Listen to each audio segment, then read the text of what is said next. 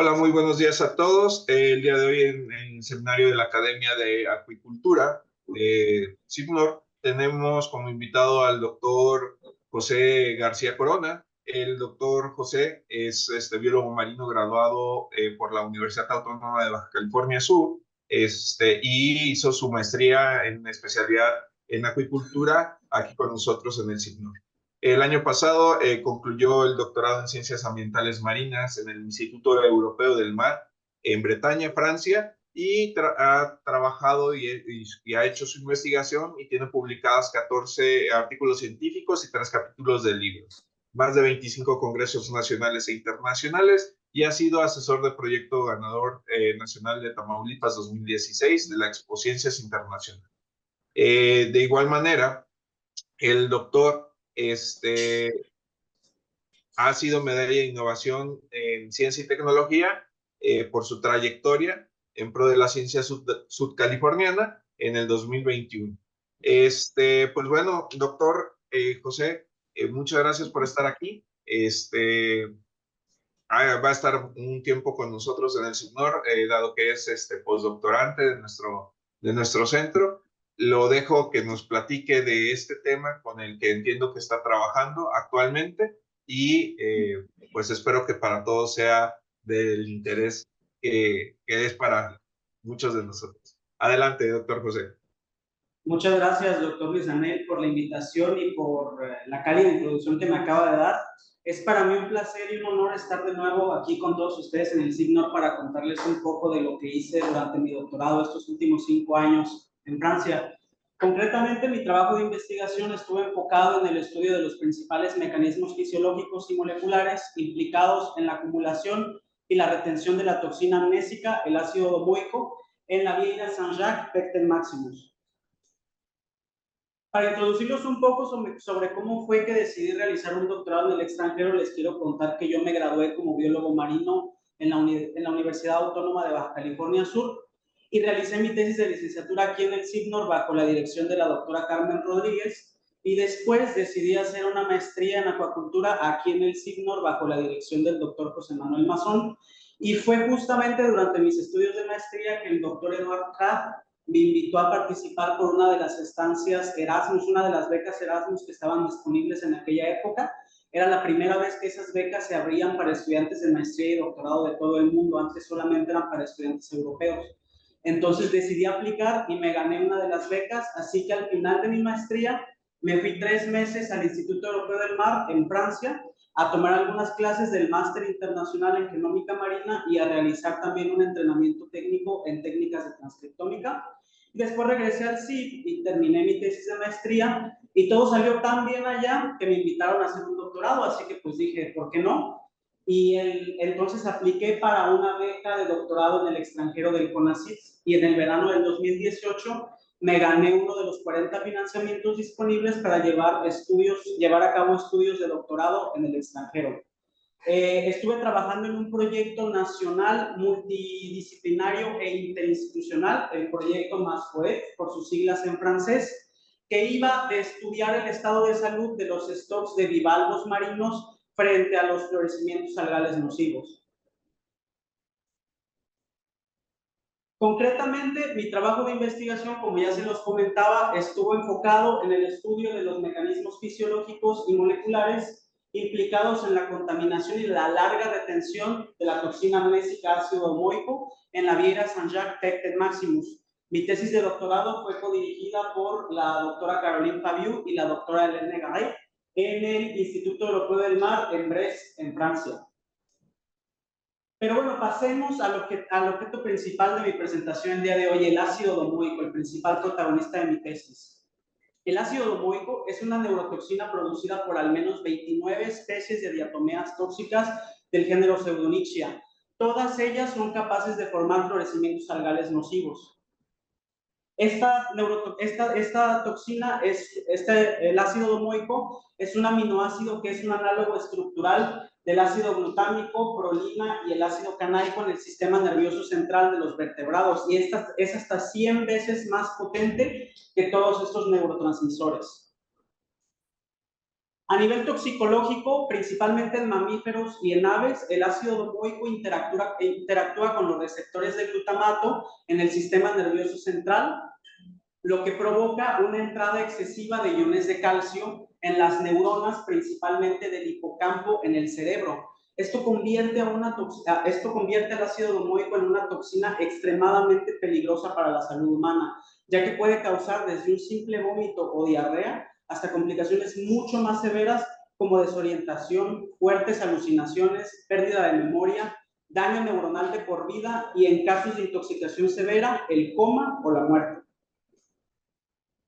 En esta figura se representan alrededor un poco más de 200 reportes sobre la producción de ácido domoico en diferentes especies de Pseudonychia, así como las especies de peces e invertebrados que han sido reportadas por acumular ácido domoico durante los florecimientos de estas especies tóxicas. La lista detallada con los nombres de las especies y las respectivas referencias va a estar publicada pronto en un artículo de revisión que estamos por publicar, pero lo que es importante resaltar en esta diapositiva es que las especies Pseudonychia australis y Pseudonychia multiceres parecen ser las especies más toxicogénicas, ya que son las que afectan el mayor número de especies animales. Los números pequeños aquí, o el área de cada color, indica el número de especies de Pseudonychia que son capaces de producir ácido domoico, y los números pequeños aquí arriba indican el número de especies de cada grupo animal que ha sido reportado por acumular ácido domoico. Y como ustedes pueden ver, son los bivalvos con cerca de 220 especies los que tienen más récords o reportes de acumulación de altas cantidades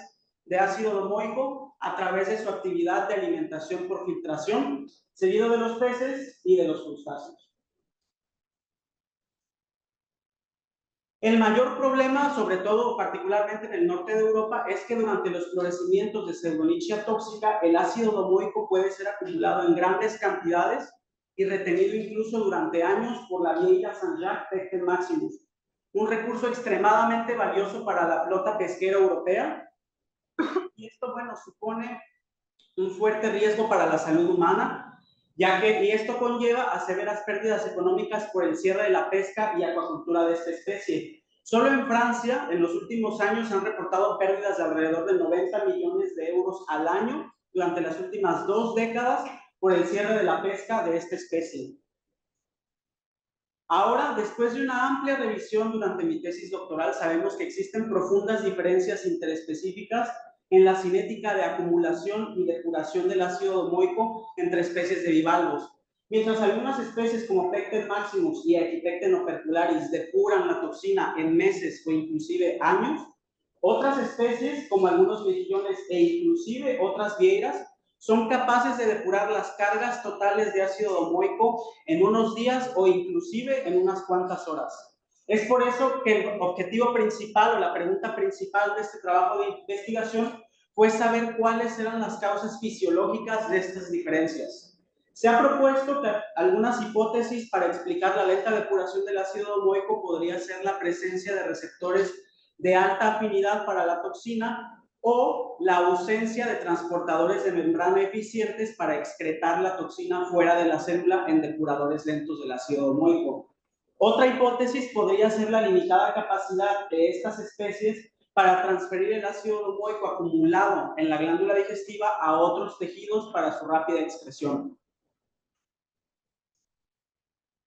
Nuestra hipótesis fue que si existen importantes diferencias en la cinética de acumulación y depuración del ácido domoico entre especies de bivalvos, entonces nuestra pregunta podría estar a nivel de la asimilación de la toxina, su reconocimiento y transporte, su distribución tisular, su metabolismo o su excreción. Todo esto estudiado desde un enfoque de investigación multiescala, comparando depuradores rápidos y lentos del ácido domoico. El objetivo central de esta tesis, por lo tanto, fue saber cuáles eran los principales mecanismos fisiológicos involucrados en la larga retención del ácido domoico en Pecten maximus. Para responder esta pregunta, colectamos vieiras altamente contaminadas después de blooms de Pseudonychia australis tóxica y las sometimos a depuración en el laboratorio durante 60 días con muestreos secuenciales. Dado que en esta especie la glándula digestiva acumula más del 80% del ácido domoico total, Este órgano fue separado del resto de los tejidos y fue el principal objetivo de este estudio.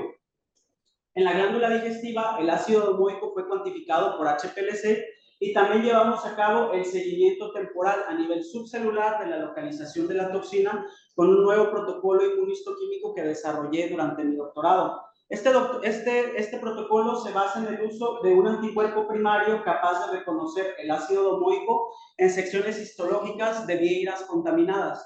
Posteriormente, este anticuerpo primario antiácido domoico es reconocido por un anticuerpo secundario que está conjugado con una peroxidasa, que en presencia de un sustrato específico produce una señal cromogénica marrón que indica la presencia de la toxina en las secciones de tejido contaminado. Y además, algunas de las muestras de glándula digestiva contaminadas también fueron analizadas mediante microscopía electrónica de transmisión, usando el mismo sistema de detección de anticuerpos que diseñé, a diferencia de que en esta ocasión el anticuerpo secundario estaba conjugado con nanopartículas de oro. Gracias al uso de esta técnica inmunistoquímica antiácido domoico, logramos visualizar que la mayor parte de la señal cromogénica marrón correspondiente a la toxina se encontraba atrapada dentro de pequeñas vesículas en el citoplasma de las células digestivas de las higueras, así como en cuerpos residuales de mucho mayor tamaño también presentes en las células digestivas de los animales.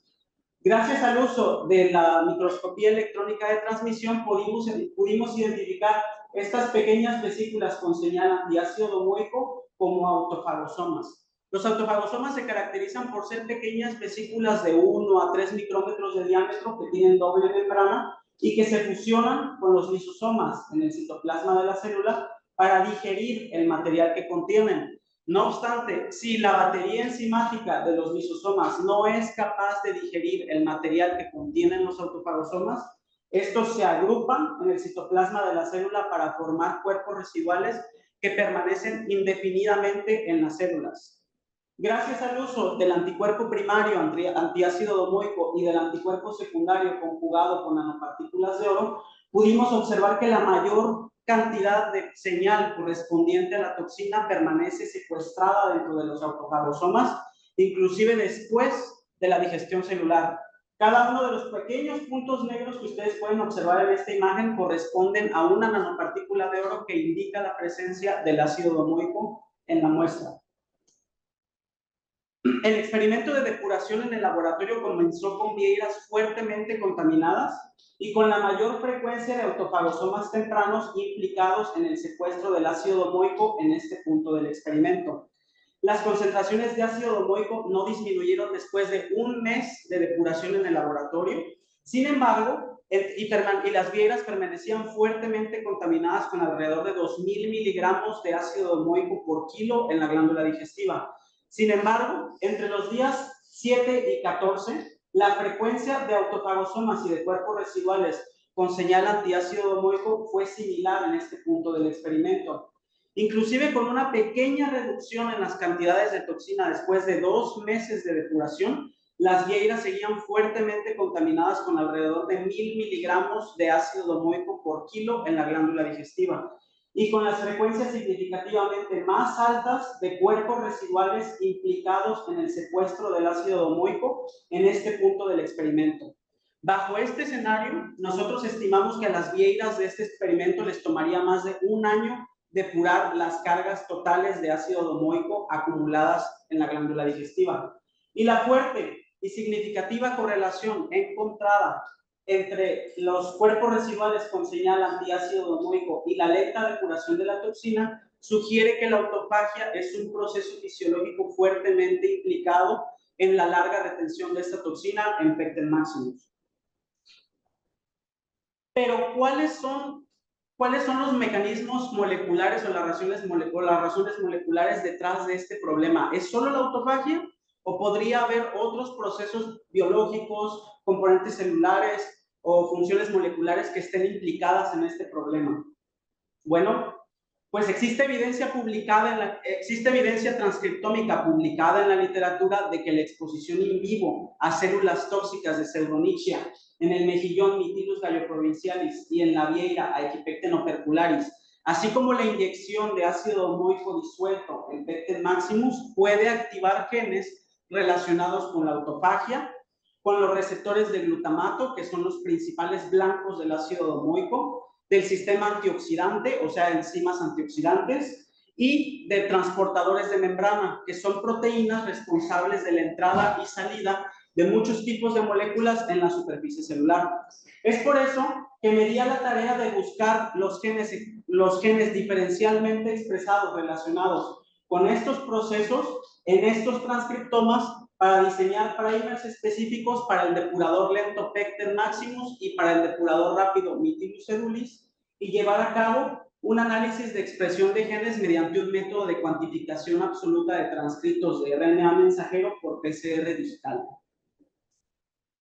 Para llevar a cabo los análisis de expresión de genes, colectamos individuos no contaminados del depurador lento Pecten Maximus y del rápido Mytilus edulis. Posteriormente, cortamos pequeños trozos de glándula digestiva de cada individuo y los expusimos in vitro a dos condiciones experimentales diferentes. Una condición experimental de exposición o incubación al ácido domoico y una condición control de incubación en agua de mar. Y estas dos condiciones experimentales fueron probadas en 3 tiempos diferentes: a los 0 minutos, después de 40 minutos de incubación y después de 2 horas de incubación. Posteriormente, el ácido domoico fue cuantificado en la glándula, en esos pedacitos de glándula digestiva, y también llevé a cabo la cuantificación o el análisis de expresión de los genes relacionados con los procesos biológicos que les comenté en la diapositiva anterior, y también llevé a cabo la localización a nivel subcelular de la toxina con el protocolo inmunistoquímico que desarrollé durante mi doctorado. Respecto a los análisis de acumulación o asimilación del ácido domoico in vitro, los triángulos rojos corresponden a las medias de la condición de exposición al ácido domoico, mientras que los círculos azules corresponden a las medias de la condición control. Como ustedes pueden ver en esta figura, las glándulas digestivas de Pecten Maximus acumularon cerca del doble del ácido domoico que acumularon las glándulas digestivas de los mejillones en el mismo tiempo de incubación. A nivel subcelular, en las glándulas digestivas de Pecten Maximus pudimos localizar la señal cromogénica marrón antiácido domoico en autofagosomas tempranos que se formaron en las células digestivas solo 40 minutos después de la exposición al ácido domoico, mientras que en los mejillones no observamos ningún tipo de señal cromogénica correspondiente a la toxina.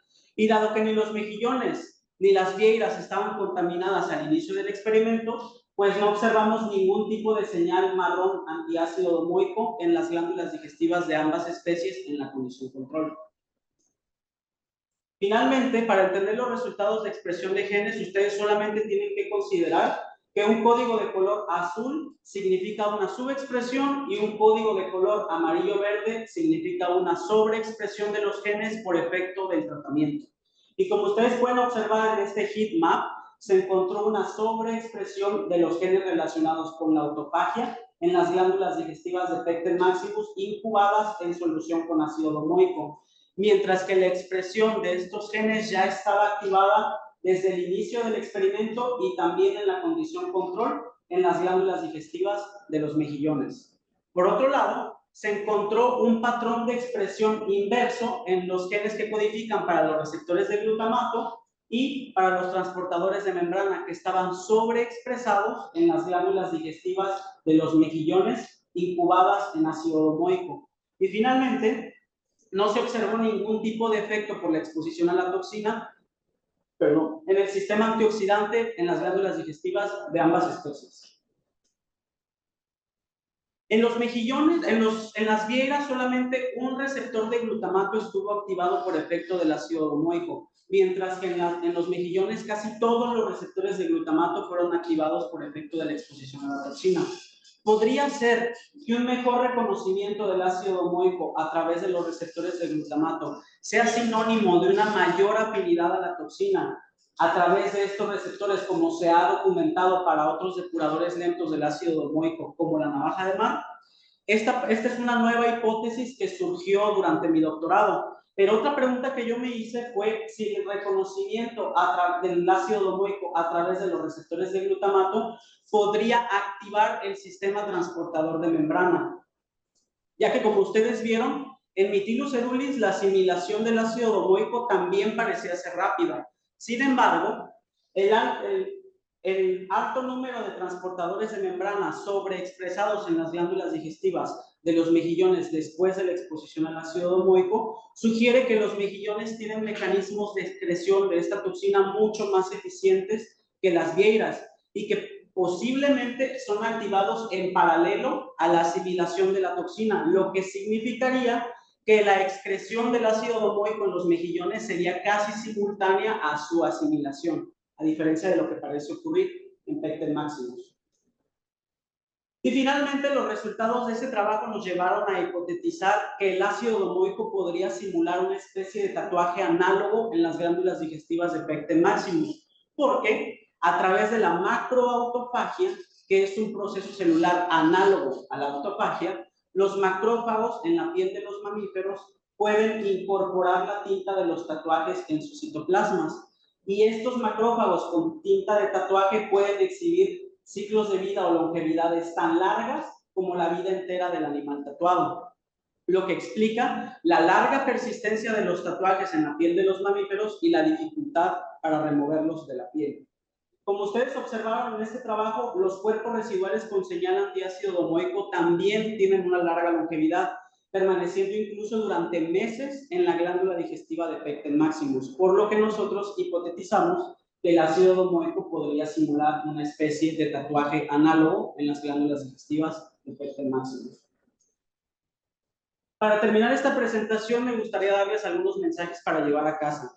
La inmunohistoquímica es una herramienta innovadora y poderosa utilizada por primera vez en este trabajo para llevar a cabo la localización y el seguimiento a nivel subcelular del ácido domoico en tejidos de invertebrados marinos contaminados con esta toxina. Existen importantes diferencias interespecíficas en la tasa de asimilación y depuración del ácido domoico entre las diferentes especies de bivalvos. E incluso in vitro, las diferencias en la asimilación y la depuración del ácido domoico fueron significativas entre depuradores rápidos y lentos, por lo que la cinética de depuración y acumulación acumulación y depuración del ácido domoico no solamente está explicada a través de las diferencias en la tasa de filtración de los diferentes bivalvos, como se mencionaba en la literatura, sino que además también tiene bases moleculares que explican el reconocimiento, la entrada y salida de la toxina de las células. Y finalmente, la autofagia parece ser un proceso fisiológico fuertemente implicado con la larga retención del ácido domoico en Pecten maximus. Desgraciadamente, por el tiempo de esta presentación, pues me es imposible hablarles de todos los resultados que obtuvimos en este trabajo. No obstante, de mi tesis de doctorado derivaron 7 publicaciones científicas y un capítulo de libro. 5 artículos ya están publicados y los otros 3 capítulos los otros 3 productos van a estar disponibles pronto, por lo que los invito a revisarlos en caso de que tengan alguna duda relacionada con esta presentación o con mi trabajo de investigación doctoral.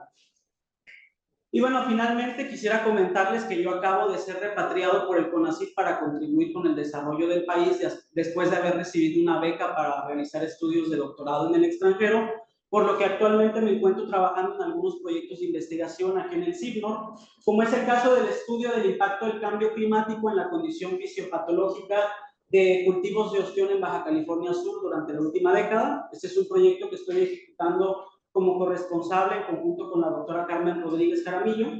Estoy trabajando también en el proyecto que me trajo de vuelta al CIP como postdoctorante, que es el análisis fisiológico y transcriptómico relacionado con el desempeño reproductivo de jureles y guachinangos en cautiverio. Este proyecto, pues, fue la doctora Danitzia Guerrero, quien me invitó a regresar al CIP a trabajar en este proyecto y trabajarlo junto con el doctor Rafael Campos y la maestra Gaby Carreón.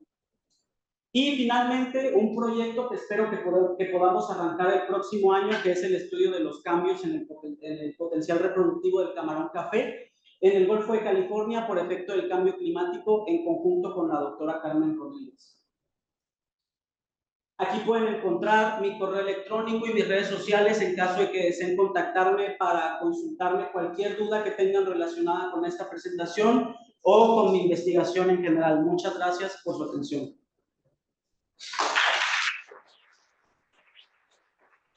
Muchas gracias, doctor José. Abrimos la sesión de preguntas. Empezamos con el auditorio, mientras que los del auditorio virtual levantan la mano para irles dando la palabra. Preguntas en el auditorio físico, por favor levanten la mano.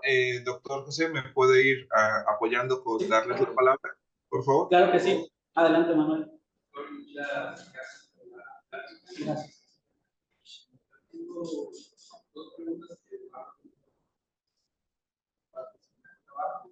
pero yo quiero saber la experiencia de la diarrea, por qué produce el ácido clorhídrico, cuál es su función hasta llegar a esta toxina y cuál sería, digamos, los mecanismos o la explicación evolutiva de por qué una especie puede ser dañina, ¿no? O las más bien, incluso al principio de la presentación, mencionabas especies que eran del mismo género, incluso una era de aceleración rápida y otra de aceleración. Hacer opinión sobre evolutivamente cómo puedes darlas. Ok, muchas gracias. Son dos preguntas muy interesantes las que acabas de hacer. La primera, si mal no recuerdo, me preguntaste por qué producen el ácido domoico estas especies, ¿verdad? Bueno, existen diferentes hipótesis de por qué. Ninguna ha sido probada hasta el momento. Una de ellas se mencionaba que podría ser que el ácido domoico podría ser un compuesto utilizado para competir alelopáticamente con otras especies o del mismo género o de otros géneros.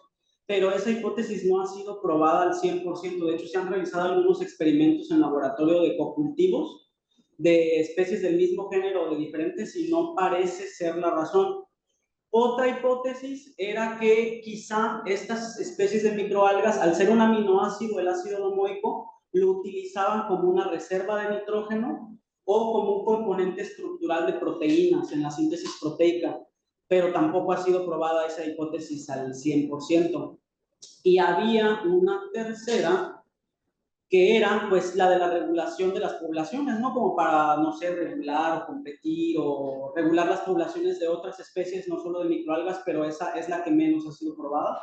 Entonces, concretamente no te puedo dar una respuesta de por qué, simplemente te puedo dar las hipótesis que están disponibles hasta el momento. Y respecto a la pregunta también muy interesante que hacías de por qué algunas especies de la misma familia, inclusive pectínidos, depuran lento y otros depuran rápido.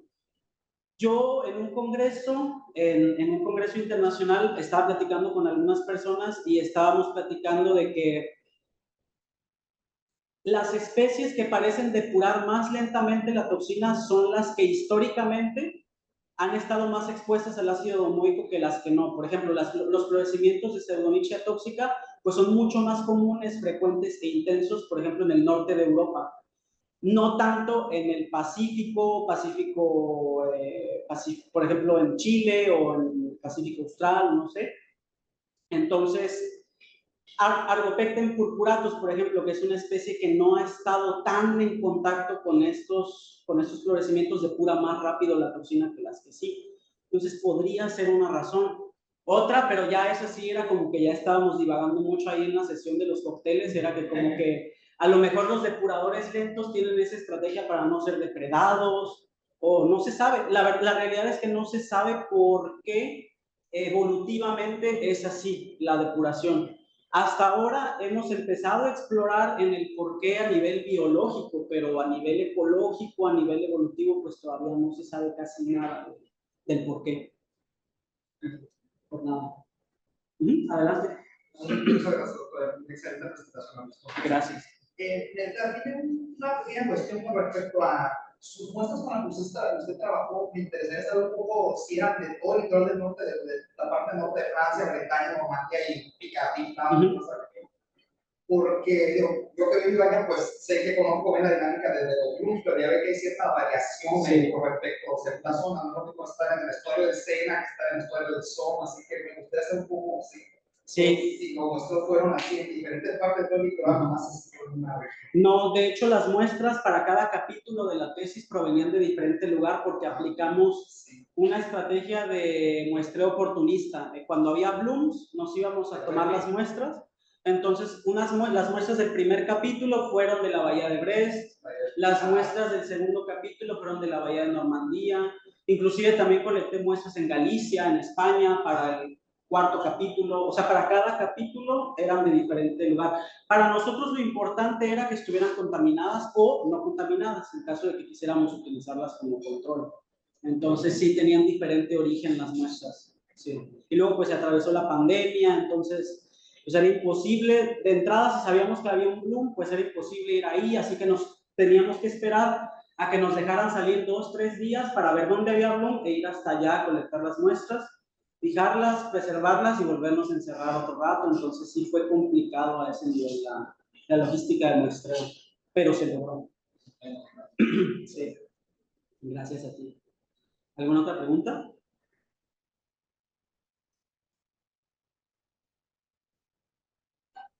¿Hay preguntas en el auditorio físico? Sí, queda una. Ok, adelante.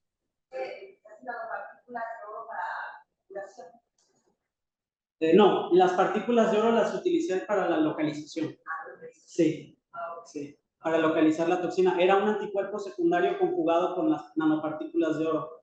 Entonces, ese anticuerpo secundario se pegaba al primario, que estaba pegado al ácido domoico, y lo que veíamos era la nanopartícula de oro. Sí, por nada. Muchas gracias. Hay una pregunta en el auditorio virtual, la doctora Nietzsche Guerrero, adelante. Sí, buenos días. ¿Me escuchan bien? Sí, sí la escuchamos bien, doctora. Sí. Felicidades, José. Muy interesante tu trabajo. Realmente abarcaste muchas cosas, ¿no? Desde lo que es el contacto con la toxina, cómo se, digamos, se absorbe en estas especies y cuáles son las probables hipótesis sobre cuál es la depuración, etcétera. Pero yo te preguntaría si no lo caché por ahí. ¿En qué estadio se encuentran estas muestras que tú obtuviste y su estado reproductivo? De alguna manera, en el momento en el que los animales entran en reproducción, pues lógicamente se inmunodeprimen y también pueden facilitar que en algún momento la toxicidad que se vea entre las muestras pues varíe, ¿no? Dependiendo de si están en un estado reproductivo o no, creo yo. Sí. Sí, de hecho, durante mi doctorado colecté muestras de todas las clases de edad de Pecten Maximus. Colecté individuos, pues, semilla, juveniles, adultos. Prácticamente en todos encontré el mismo patrón de localización, pero yo me hice, bueno, mis directoras y yo nos hicimos exactamente la misma pregunta que usted, porque en la literatura había un artículo que decía que quizá durante la reproducción era tan fuerte la movilización de reservas energéticas entre la glándula digestiva, la gónada, el músculo y el manto, que podría haber una movilización de la toxina entre tejidos. La realidad es que había un artículo que decía que no era así, pero otro artículo que decía que no pasaba eso, pero de todas maneras nosotros quisimos ir un poquito más allá y buscar, y entonces les voy a mostrar los resultados de eso. Yo tomé muestras de todas las clases de edad y comparé todos los tejidos, durante la reproducción, no reproducción, todos los estadios de vida del animal, y lo que encontré fue que simplemente el ácido domoico tiene una afinidad por el moco en diferentes tejidos, por ejemplo en los epitelios del intestino, del estómago, de las células productoras de moco en la gónada también, bebidas en los conductos de desove de la gónada y de los testículos, y en el intestino. Pero esta señal antiácido domoico no es para nada tan fuerte como la que encontramos en la glándula digestiva. Entonces, sí, aquí tengo otra imagen. Entonces, lo que ustedes pueden ver aquí, la imagen C y D, corresponde a gónadas maduras de los animales. Y seguimos esta localización a lo largo de todo el proceso de desove y no encontramos ningún tipo de relación entre, o sea, la señal del ácido domoico simplemente permanece en las células productoras de moco, en los conductos de desove de las gónadas, y es todo. O sea, no hay ningún cambio durante todo el desarrollo gonádico de la especie, así que no hay una movilización de la toxina por efecto de la reproducción o de la movilización de reservas energéticas. No sé si eso responda concretamente a su pregunta, doctora. Sí, sí, claro, gracias. Muy amable. Por nada, muchas gracias. Interesante, felicidades. Muchas gracias. Gracias, doctora Danicha. ¿Alguna otra pregunta en el auditorio físico? Sí, Daniela. Diferencias entre el área de moco disminuyó o aumentó la coagulación? Sí, sí lo hice y no cambió. No, o sea, el ácido domoico no representa ningún tipo de fuente de estrés para el animal.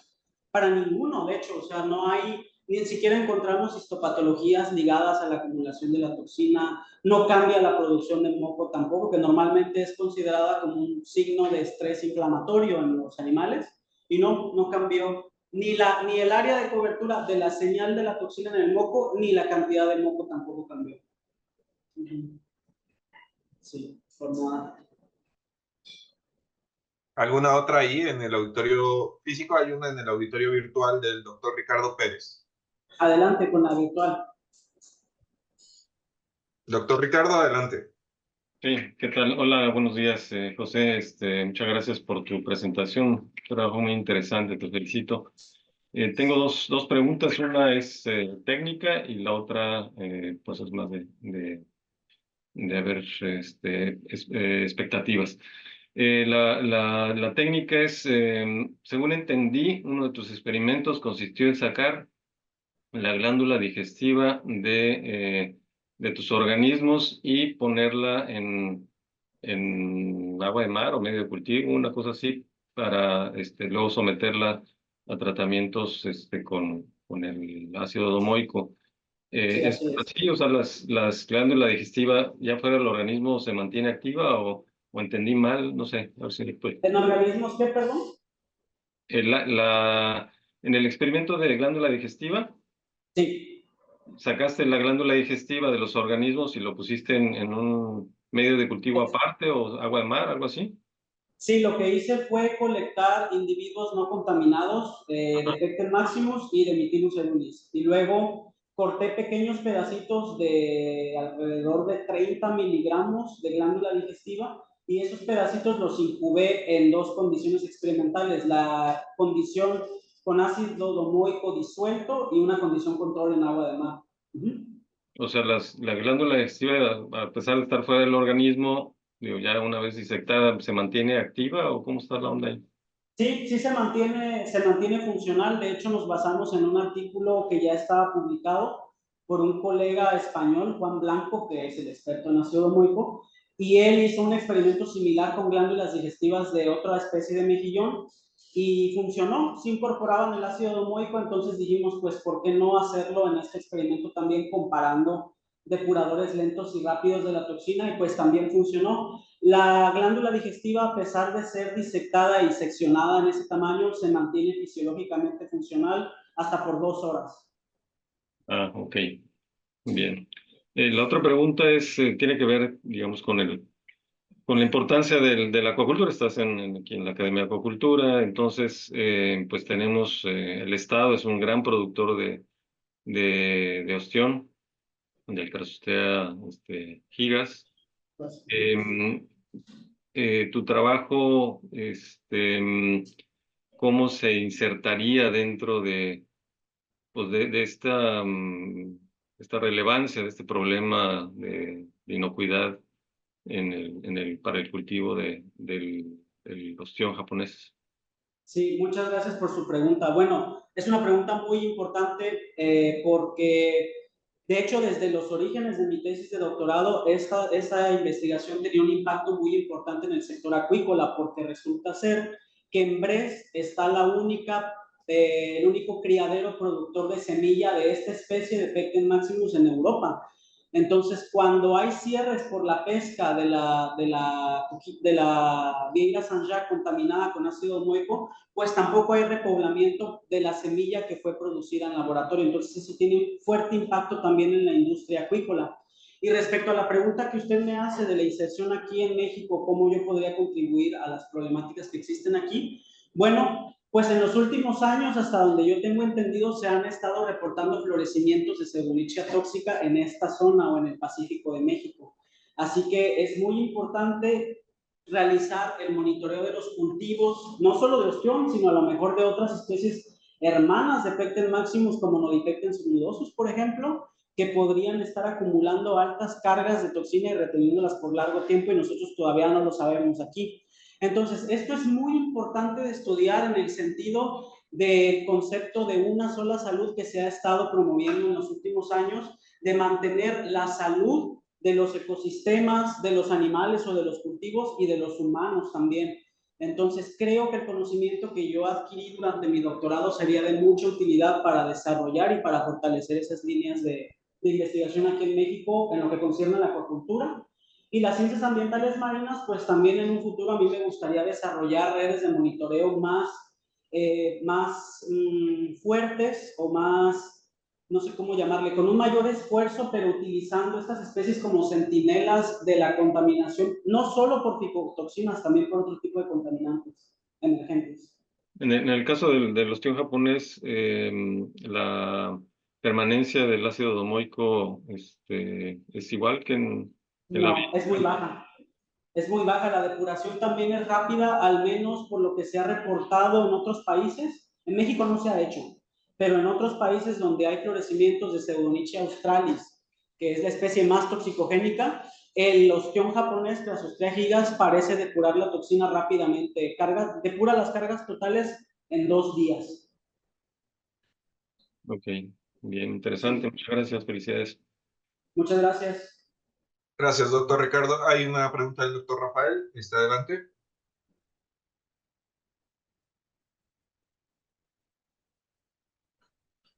Rafael en el aula virtual. Adelante. Bueno, habrá hay una pregunta en el aula física mientras que vemos qué pasa con Rafael. Sí, hay una pregunta de la doctora Carmen. Adelante, doctora. Adelante.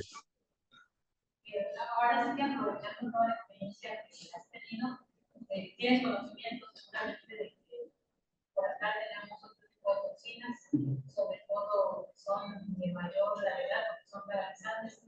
De todas las metodologías que aprendiste, que hiciste uso para la investigación, ¿cuál sería la posibilidad de poder aplicarlas en cualquier otro tipo de toxinas? Nada más como ejemplo, quería decirte que nosotros recientemente demostramos una tesis tanto de maestría actual como una de maestría de hace 7 años, que las toxinas paralizantes son capaces de actuar a todos los niveles, a pesar de que solamente son paralizantes, se ha demostrado que le pegan a todos los sistemas. Sí. Primero se demostró en juveniles y recientemente se armas de catana.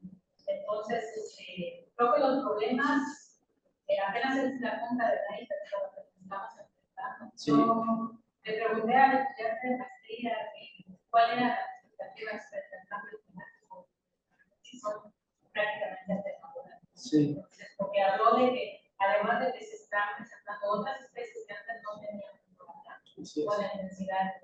Sí. Entonces,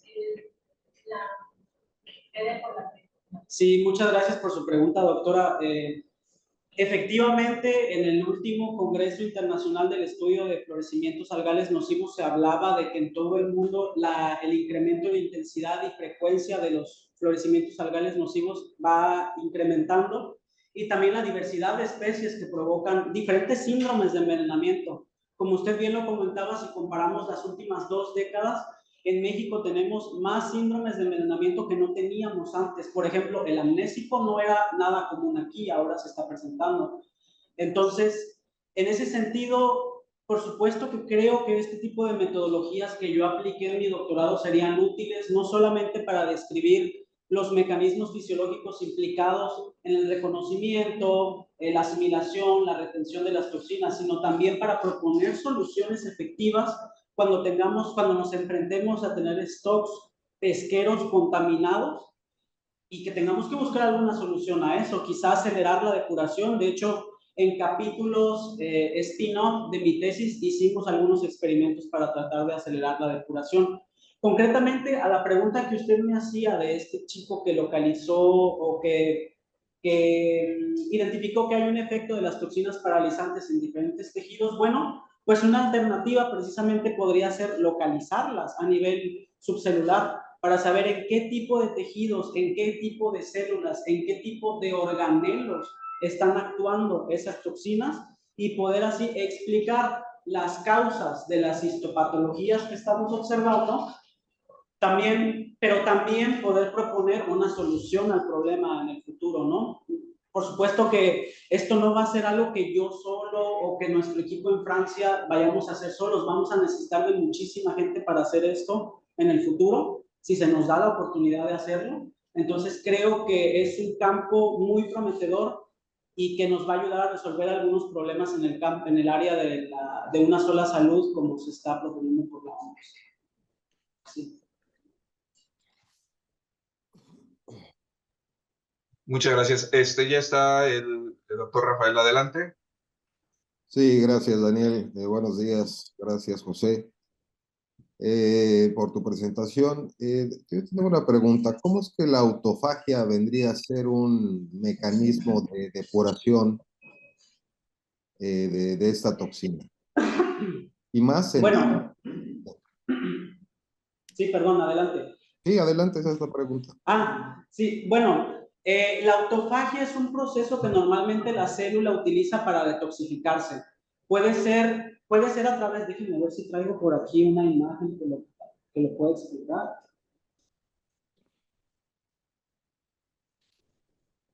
Porque, sí traía una, espérame, con la que puedo explicar mucho más claramente. Sí, a lo que voy, José, es que la autofagia, realmente lo que ocurre en la autofagia es que hay una degradación de organelos citoplasmáticos.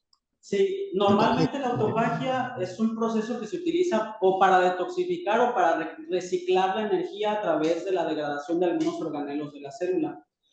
En este caso, por ejemplo, en particular, estamos viendo que puede haber un proceso de fagocitosis a través del cual un compuesto exógeno puede ser incorporado a la célula y después, bueno, se forma un fagosoma que se une con un lisosoma para poder degradar ese material. Y si la degradación no sucede, pues se forma el cuerpo residual. Y si no, como bien lo comenta el doctor Rafael, puede haber autofagia de compuestos que ya están en la célula y que la célula necesita reciclar para obtener energía bajo diferentes condiciones de estrés o de, ¿cómo se dice? De starvation, cuando tiene hambre, sí, starving, ¿cómo? Hambruna. Inanición, gracias, inanición, gracias. Hambruna. Entonces, aquí el asunto está en que normalmente la autofagia es un proceso para esas dos cosas, o para detoxificar o para reciclar energía, pero parece ser que en Pecten Maximus algo está pasando, que ese proceso se queda bloqueado a nivel de la formación de cuerpos residuales, o inclusive los fagosomas que se quedan bastante tiempo, como ustedes lo vieron, se quedan hasta 14, 15 días, 30 días en el citoplasma de las células. Entonces, y los cuerpos residuales, ni se diga, se quedan ahí meses, hasta un año. Entonces, algo está pasando que está bloqueando la excreción de la toxina en Pecten Maximus a través de este mecanismo. No sé si respondí su duda o su pregunta. Pues en parte, José, porque realmente, digo, en términos de la autofagia, el organismo, en este caso el ostión, digo, el molusco pues tendría que, o sea, se vería afectado fisiológicamente, ¿no? Porque la autofagia, la autofagia cumple esas dos funciones, exactamente. Puede, digamos, depurar algún elemento que está ahí molestando, por decirlo así, pero también es pues, para recuperar energía. Pero si el animal entrara en una autofagia como tal, pues a lo mejor se moriría, ¿no? Sí. Sí, de hecho, yo estoy completamente de acuerdo con usted en que debería haber alguna alteración fisiológica si la toxina se está quedando ahí atrapada de esa manera. O sea, en algún momento el animal se tendría que intoxicar, pero no es así. O sea, ni siquiera hay histopatologías ligadas a esto. Entonces, lo que nosotros hipotetizamos también y que nos gustaría a lo mejor ya en el futuro con el equipo de investigación en Francia continuar con este tema, sería saber si el animal la está secuestrando a través de este sistema para después utilizarla para algo. No sabemos si la esté utilizando para sintetizar proteínas, por ejemplo, porque el ácido domoico es un aminoácido. Entonces, si no le está afectando, si no lo está degradando, porque el anticuerpo lo reconoce, entonces no está siendo degradado ni siquiera después de la digestión celular, después de la fusión con los lisosomas. Entonces, ¿para qué lo está dejando ahí en la glándula digestiva? Digo, además de molestarnos a nosotros o a los franceses que no pueden comerse su coquille Saint-Jacques en Navidad porque pues, está contaminada. Pero ¿por qué el animal hace eso? No creo que sea para eso. Entonces, esa es la pregunta que falta por responder. Y ¿Por qué? ¿Por qué? otra pregunta, José. Precisamente me llama la atención que la gran parte de la toxina esté en la glándula digestiva. ¿No tendrá alguna función el que esté esta toxina acumulada en la glándula digestiva? ¿Que esté esta toxina, perdón? ¿Que esté qué? Sí, o sea, mencionaste muy al principio que la toxina se acumula en un 80% en la glándula digestiva. Sí. ¿Esto por qué es? Bueno, hay varias hipótesis. La primera explicación es que todo lo que se come el animal pues va a la glándula digestiva, ¿no? Ahí se concentra la mayor parte de compuestos o de contaminantes o de lo que sea que el animal esté filtrando a través de su actividad de alimentación por filtración. Después, en teoría, esos compuestos deberían ser distribuidos a otros tejidos para su excreción, por ejemplo, los riñones o el manto o las branquias, como parece ocurrir en otros bivalvos, por ejemplo, en Argopecten purpuratus, eso pasa. El ácido domoico se acumula también en un 80-90% en la glándula digestiva y después se redistribuye a otros tejidos donde es excretada muy rápidamente. Pero en Pecten maximus no está pasando. Entonces, la hipótesis que yo propuse después de mi trabajo doctoral fue que en Pecten maximus los mecanismos de excreción de la toxina a través de los transportadores de membrana no son tan eficientes como los de los depuradores rápidos. Entonces hay un bloqueo en la redistribución de la toxina y la toxina se queda secuestrada en las células digestivas de la glándula digestiva. Pero eso es solo una hipótesis que yo propuse después de mi doctorado. La realidad es que tendríamos que ir un poquito más allá, a lo mejor en análisis proteómicos para poder demostrar esto, o otro tipo de análisis, por ejemplo, no sé, a lo mejor modificar la estructura de estos transportadores de membrana para ver si así se facilita la expresión del ácido domoico, pero son puras hipótesis, ¿eh? Ok, otra pregunta. Sí, Dices que en Brest se produce la semilla, ¿no? Se produce la semilla. sí, Y dices que la toxina puede durar meses, años, ¿no? sí. Esta contaminación por esta toxina, entonces, pues, yo no me comería eso, ¿eh? O sea, Sí, no, pues nadie se lo comería. entonces, O ¿para qué sea, producen la semilla? las semillas se producen en el laboratorio en condiciones controladas, en un Pero de criadero. ahí se tiene que sacar a mar abierto a una laguna Sí, o para que crezca. así es, sí. Y Y entonces, esa actividad no se hace cuando hay florecimientos o cuando se detecta la toxina disuelta en el agua. Es por eso que ahora que comentaba el doctor Ricardo del impacto en la acuacultura, pues es que también el sector acuícola se ve fuertemente impactado por esta problemática, porque por un lado el sector pesquero no puede extraer y el sector acuícola no puede repoblar. Entonces, pues es un colapso de ambos lados. pues sí, pero entonces económicamente esto está muerto porque, pues, ¿quién va a estar comiendo eso si no sabe? O sea, en el momento en que llega una contaminación y el producto ya no se puede comer, pues ya perdiste Sí. toda la cosecha. Exactamente, exactamente. De hecho, pues como les comentaba al principio de la presentación, o sea, durante las últimas 2 décadas, en repetidas ocasiones por año, solo Francia ha estado perdiendo 30.000 millones de toneladas ¿cuánto les dije? 70-90 millones de euros relacionados al cierre de la pesca y acuacultura de esta especie. Ok, José, otra pregunta rápido porque ya se nos... Una Doctor última. Rafael, se nos acabó ya el tiempo, dado que los jóvenes tienen que asistir a una clase en el mismo auditorio donde están, entonces se tiene que cerrar. Están muy interesantes las preguntas y la discusión. mucho, le agradecemos mucho también al doctor José, y pues por ahí nos dejó ya los correos electrónicos, redes sociales y demás el doctor José. Igual tenemos por ahí el correo donde está la academia para que podamos enriquecer esta discusión. Por el O si momento, quiere colaborar, nos vuelven a contactar también. Estoy abierta a trabajar. A ver. Sí. Se nos agotó ahorita el tiempo y siguen con labores ahí mismo en ese auditorio. Entonces les agradecemos mucho a todos.